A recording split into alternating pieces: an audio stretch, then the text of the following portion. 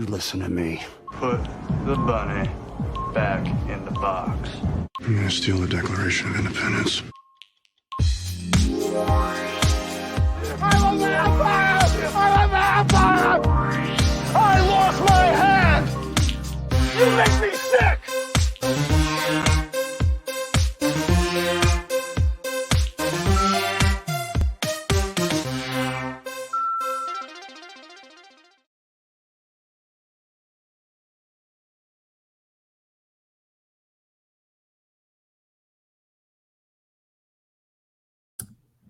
Hello and welcome. This is Caged Unleashed, an unhinged podcast dedicated to the wild and wonderful filmography of Nicolas Cage. Nicolas freaking Cage, if you will. I am your host, Lego. This is the introductory episode, so I'm kind of going to quickly explain everything so that we can kind of dive into what this episode is actually about. So today, you are all Greendale humans.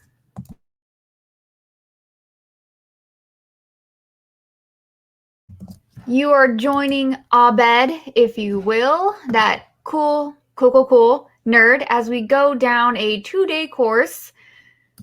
Nicolas Cage, good or bad? Haven't we all wanted to know? I know I did.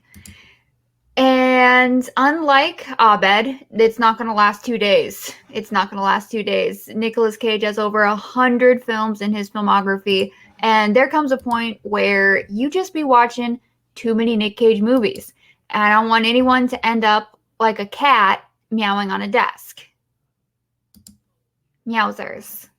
So we're going to pace ourselves, and we're going to work through his filmography. I had originally wanted to do this kind of chronologically, but listen, I'm just going with what's available on streaming. So Wild at Heart is probably going to be the very last movie I watch based on it's never available on anything. So yeah, I'm going to do a weird weaving thing and just kind of go through different movies, but I have seen at this point about 50% of Nick Cage's filmography. So I'm already pretty familiar. Again, the dude has over 100 movies, so it's a lot. Okay. I also want to state that I don't want to go really into his personal life. Not really what this is about. I'm not here to make judgments on people. So I might discuss some things here and there, but only if it's relevant to the film. Generally, I will be doing one film per episode. However, there's some times where I'll do two at once. For instance, if there's a sequel, or like today where it's just he only has a really brief part, so it would be kind of dumb to split these two things up into individual episodes. Again, I just really want to keep it, focused on the film, and maybe if people want to know like background on the industry and what was going on at that time, I can definitely get into that. I won't in this introductory episode though. So with all that being said, and thank you everyone who's showing up today, Kurt, J Mills, William Harold, super appreciate it. If I'm talking too fast, please let me know. So today I wanted to start with not Nicolas Cage. I wanted to start with the origins, if you will, Nicolas Coppola in his two earliest on-screen roles that I can find. However, I need to do a quick little caveat already. So my caveat is a 1980 film by the name of Burbaker, starring Robert Redford, and I think introducing Morgan Freeman. So that tells you how old this movie is. If you look at a lot of different websites that talk about film and film credits, most of them people can edit. And so sometimes there's incorrect information on them. So a lot of people think that Nicolas Cage is in the film Burbaker. Listen, I really tried to spot him. I could not find him in the movie. And I was looking online, and it seems like for the few people who care enough, it seems like they can't spot him either. There is a man who looks a lot like Nick Cage in the film Burbaker.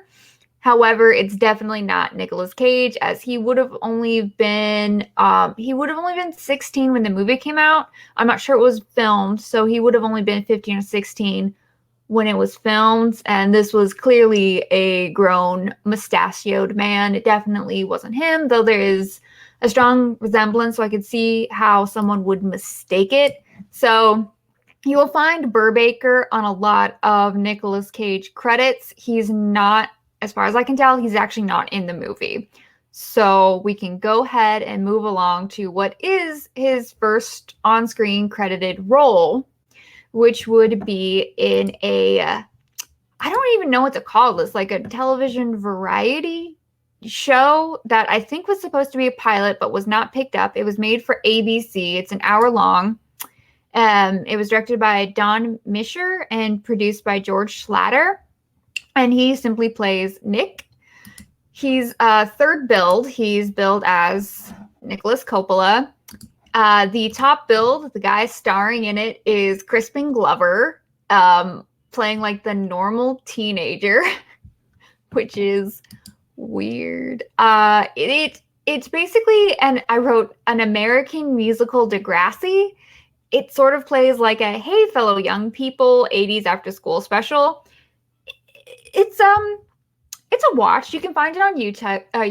You can find it on YouTube. It's simply called The Best of Times. I would put in the year 1981 just so you can find this specific show, because there's a movie of the same name with Kurt Russell and Robin Williams, I think. That's a football movie.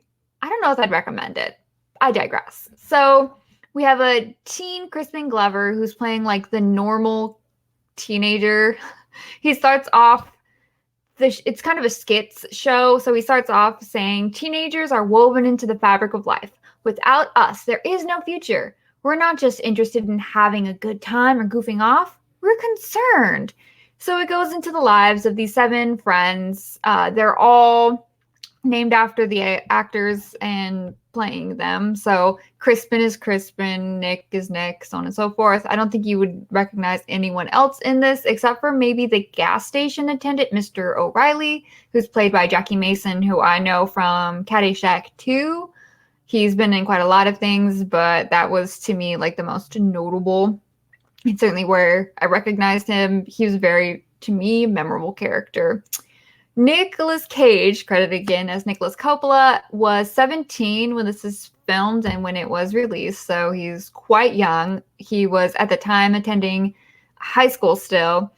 He plays this, like, very toned beach jock who's, you know, really into girls. This is him, like, very young. He plays, I'm going to call him the beach jock bum, because that's basically who he is. He loves Rocky, and he talks about him kind of obsessively, which is, I think, pretty funny. And then we see him kind of throughout, sometimes in the background, sometimes he's in kind of the lead part, kind of rotating with Crispin, because in the show they're supposed to be best friends, although we don't actually see them on screen together, which is weird. And that's what that happens. So there's this other kid, Kevin. He's kind of awkward with girls, and he's trying to get a date. And he asks Nicolas Cage's character, Nick, if he thinks that he's attractive. And Nicolas is like, it takes all kind, and getting a girl isn't about luck. And then he has these really great lines, like, he tries to imitate Kevin, and Kevin apparently is this very happy-go-lucky kid, and he says, it says happy, it says no problems, it says no worries, nothing, just happy. In this world, if you look happy, people think you're stupid. And then he walks around brooding to kind of imitate himself in a more extreme manner, and he kind of asserts that muscles are what turn women on, and then once you get past that, you just look them in the eye and let them talk, because women are sensitive. They can pick up mental vibrations. Kevin asks what he's supposed to be thinking when, women are picking up his mental vibrations. Nick replies, I think, quote, I'm the most beautiful man you have ever seen. My magnificent biceps drive you wild with desire, unquote. Which, to the point, I love when people say, quote, say the quote. then end it with end quote. It makes so much more sense than saying quote, end quote, and then quoting the quote. That doesn't make any sense. Why would you say end quote before you quoted the thing? That doesn't make any sense. It drives me crazy. Do it in the correct order. Damn it. Anyway, then it shifts to a car wash where they're singing 9 to 5, the Dolly Parton song. Nicolas Cage is in overalls. It's so weird. It's so weird. They're doing like a hoedown. It's very strange. And he does like jumping, I don't know what to say, like jumping kick splits. And he gets some air. Like he could clear a car. I'm like, how did I not know 17-year-old Nicolas Cage was basically Jean-Claude Van Damme? I am shocked. I am disturbed. I am continuing to watch this hour-long show of ridiculousness. It's, yeah, 80s were a weird time, man. A real weird time. Crispin dances in, it's giving Friday the 13th final chapter to the talking heads.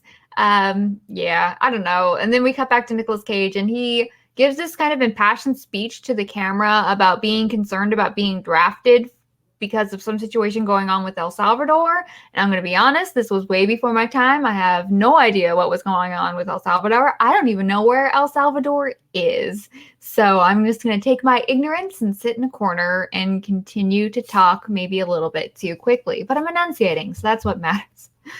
Next, they do a rap about doing chores, which was honestly a little bit sexist, but whatever. It's the 80s. We'll move on. We cut back to the beach where Nick and Kevin are talking. He's still trying to help Kevin get a date. These girls sing Heartbreaker by Pat Benatar because Crispin Glover's trying on a pair of jeans.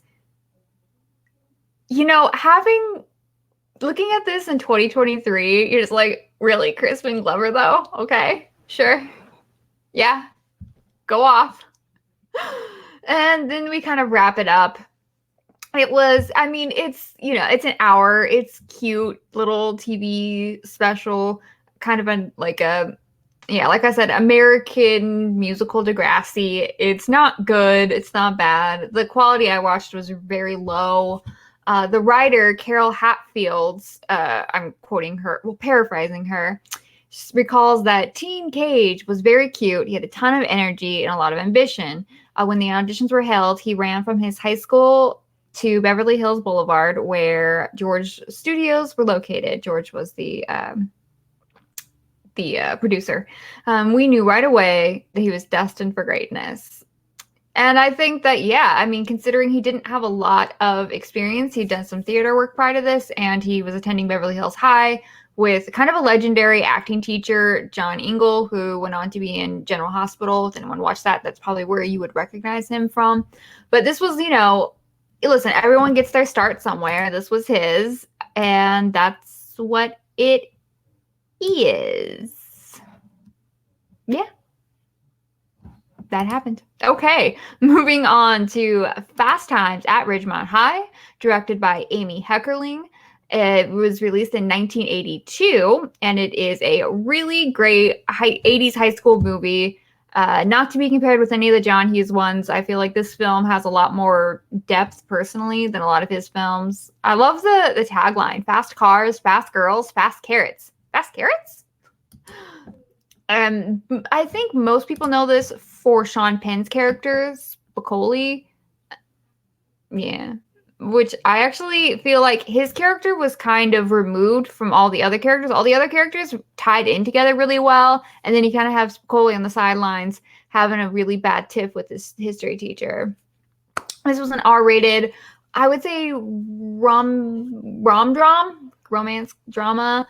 It's a more realistic teen movies with like teenagers facing kind of intense situations. This is a lot more like Degrassi. They go there. It definitely made back its budget at the box office. It was pretty well received. The reviews were all pretty great. And right now on IMDb, it has like a 7.1 rating. On Rotten Tomatoes, it's a 78 for people who care about that kind of stuff. Given it's an older film, so I think those movies tend to be a little bit off when it comes to ratings because people don't often go back and rate them later on. This was the second film. Well, this is the first film he's credited under, and he's credited as Nicolas Coppola.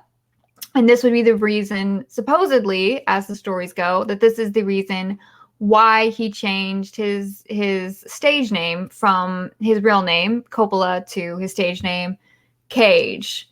Apparently, he got some grief, supposedly, on set for being the nephew of Francis Ford Coppola. So there was kind of like, I think, concerns he had in terms of the longevity of his career about being accused of nepotism and stuff like that. So he changed his name to Cage, again, supposedly after Luke Cage, the Marvel character, and John Cage, who you may or may not be aware of in terms of his music. He was a conductor. He's most well known for John Cage 433, wherein he sits in the observatory, not the observatory, the concert room for 4 minutes and 33 seconds, and he doesn't make a noise, and he just lets whatever the audience noises are be what the music, I'm using air quotes here, is.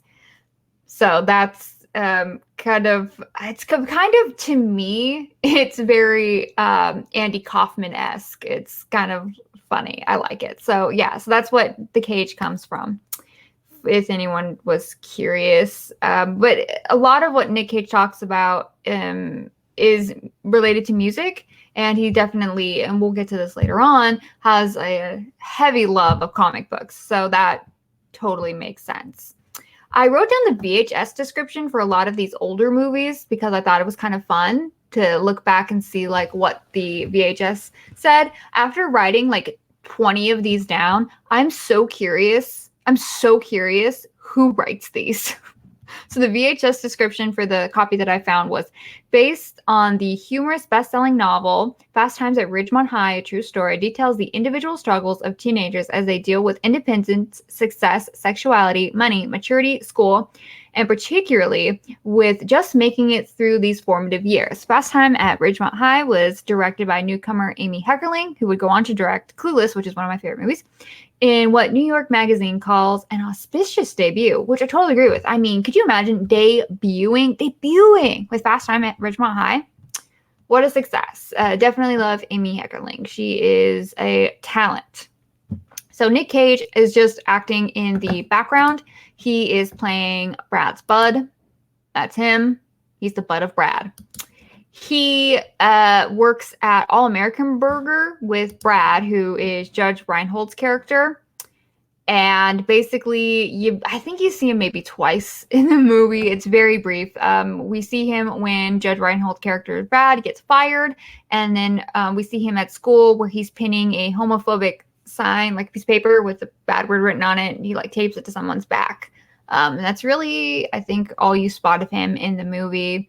Again, everyone has to have their start somewhere. And I think this is a pretty good start considering just how big this movie was. But it is interesting. The next movie he's in, he's top billed, which is crazy. And that is the first time he'll have the name of Nick Cage, which is Valley Girl, which I will review on the scale of eventually time. So supposedly, I use that word a lot. Supposedly, Nick Cage was actually supposed to play the role, or they were looking at Nick Cage to play the role of Brad, Judge Reinhold's character, but he was only 17 and still in high school, so they could not do that for a movie that is about teenagers. I think he was the only one in the film who was actually under the age of 18. So that's kind of interesting. But, you know, as kind of seen in the previous the best of times rather, he didn't really look like, he looked older as some kids do. I think he's like 6'2". So I think he just had that look. He did not have a baby face, is a nice way to put it. Like he looked more mature. So I think you could visually have him in, but obviously there are, you know, child labor laws that you don't want to infringe upon because that's kind of inappropriate. But this movie had so many huge people. I mean, again, Sean Penn, Jennifer Jason Leigh, Phoebe Cates is probably the most iconic person from that film, with the most iconic moment being when she gets out of the pool in Brad Ditch Reinhold's fantasy. We have Eric Stoltz, Forrest Whitaker. I mean, it's crazy how many people were in this movie.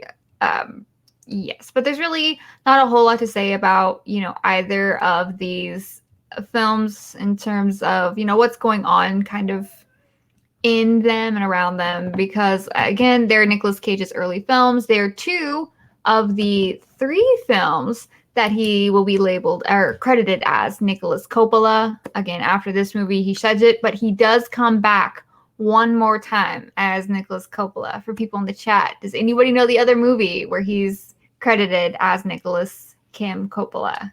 I'll give you a few minutes to see if you know. So I kind of decided early on how I wanted to do this was, generally speaking, going forward, I would like to do what I'm going to call the Cage pairing, which is I would recommend a movie to do a double feature with. Bloodsport? No, it's definitely not Bloodsport, Green Crystal. Baby Girl, definitely not Bloodsport. But you know what? With that jumping split kick, Nick Cage could have rocked it at the Kumite. I'm just saying. Jean-Claude, look out. Definitely not. So the Cage pairing, which would be a double feature, I would recommend. I wouldn't put The Best of Times with anything, but also it's like a TV pilot that wasn't picked up. But for Fast Times at Ridgemont High, I think I would probably say watch Clueless with this and do an Amy Heckling double feature. Or I would say 16 Candles. One of those 2 movies I think would be the best to do a double feature with Fast Times at Ridgemont High. I just think those are fun movies. Going forward, hopefully I'll have some that branch out a little bit more, mostly because these movies are hard because they're not, Best of Times is just like an hour long. Clueless is great. The other movie that he is labeled as Nicolas Kim Coppola would be The Unbearable Weight of Massive Talent. His alter ego, the younger version of himself, Nikki, was credited as Nicolas Kim Coppola, because I guess that's supposed to be the more real him, even though it was the less real him, which is interesting. Maybe I'll do a deep dive into that when I get to that movie. What does it mean? What does it mean? Who knows? Who's to say? So that pretty much concludes the introductory episode. I kind of lumped these in, like I said, because I didn't really have much to say about either of these, and it was just the introduction. Going forward, I kind of want to do a deep dive and break down into, like I said, each movie, going kind of into the plot, into the acting, maybe a little bit into the careers of the other people involved and what was going on in the industry at that time, so on and so forth. I've done a lot of research, maybe too much research. I've definitely gotten on a cat or on a table and meowed, or rather I gotten on a cat and turned into a table. I don't know, one of those things. Who can English? Who can words? Sometimes I will have someone breaking down the films with me. Sometimes I'll be doing it alone, probably mostly alone. I'll try to talk a little slower, but I was really nervous, and I drank 3 shots of espresso before coming on, and I feel a little bit like that SNL character Chris Farley did. I am 35 years old. I am thrice divorced, and I live in a van down by the river. Yeah, so that's really, I think, all I had to say. Hopefully I will have this uploaded on places you can find podcasts if I do everything right, but I might do everything wrong. Who knows? Who's to say? I'm not future me yet. I'm current me. I definitely have a Instagram account, which people can find, which I meant to have up this whole time and didn't, which is just Caged Unleashed. I have a blog dedicated to all this where I made some really cool comic strips. Cool is a strong word. I made some comic strips, which people can find. I'll have everything linked below. Hopefully, did a lot of artwork for this, damn it. People, look at it. Look at it. Yeah, very excited for all the things and all the stuff. Nick Cage is just in so many movies. These are just the 80s ones. It's ridiculous. Look at the quality of these films. You know what I mean? The range. Valley Girl and Rumblefish and Raising Arizona. to Boy in Blue and the Cotton Club, Moonstruck, Vampire's Kiss, Peggy Sue Got Married, Time to Kill. Oh my gosh, what a range. What a range. What a nonsense. And yes, that will be all. I will be ending it. Feel free to follow all of the things. Definitely follow Rob Fishbeck if you want to find me. I'm at Legoland13 on YouTube. Again, the blog is linked below and the Twitter is Caged Unleashed. Thank you so much for coming. Jay Mills, William Harold, Baby Girl, Next Issue Podcast, as well as Nanny Commentating Nerd, Kurt, everyone. Thank you so, so much. Sorry for talking too fast. Next time I'll try to go slower. Right, signing off. Jedi out.